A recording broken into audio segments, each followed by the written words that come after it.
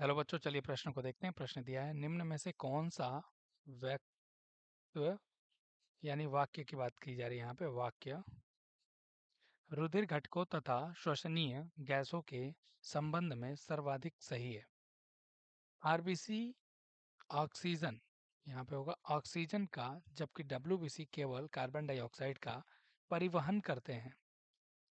RBC oxygen का, जबकि plasma केवल कार्बन डाइऑक्साइड का परिवहन करते हैं। आरबीसी तथा डब्ल्यूबीसी दोनों ही ऑक्सीजन व कार्बन डाइऑक्साइड का परिवहन करते हैं। आरबीसी तथा प्लाज्मा ऑक्सीजन व कार्बन डाइऑक्साइड दोनों का परिवहन करते हैं।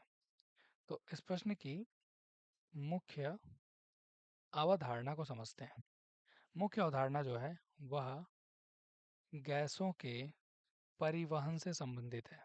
गैसों के परिवहन, हम जानते हैं कि गैसों का परिवहन यानी सबसे पहले गैसों का विनिमय होता है फेफड़ों के द्वारा, और फिर जाके इसका परिवहन होने का कार्य होता है।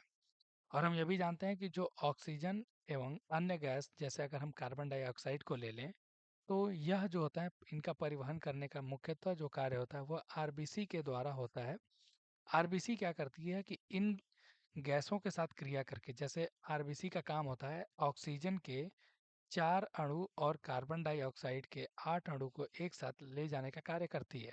लेकिन आरबीसी के परिवहन का जो माध्यम है वह प्लाज्मा है, क्योंकि प्लाज्मा में अगर हम बात करें तो ये क्या करते हैं, गैस जितने घुलनशील गैसें होती हैं इसमें आ जाती हैं और इसी के द्वारा परिवहन होती हैं। तो यानी हमने देखा कि आरबीसी का योगदान और प्लाज्मा के योगदान दोनों बराबर है गैसों के परिवहन के लिए। इसलिए हमारा सही उत्तर जो है वह विकल्प डी, आरबीसी तथा प्लाज्मा ऑक्सीजन व कार्बन डाइऑक्साइड दोनों का परिवहन करते हैं। बाकी विकल्प यहाँ पे गलत हो जाते हैं। आशा करते हैं इस प्रश्न का उत्तर आपको समझ में आया होगा। धन्यवाद।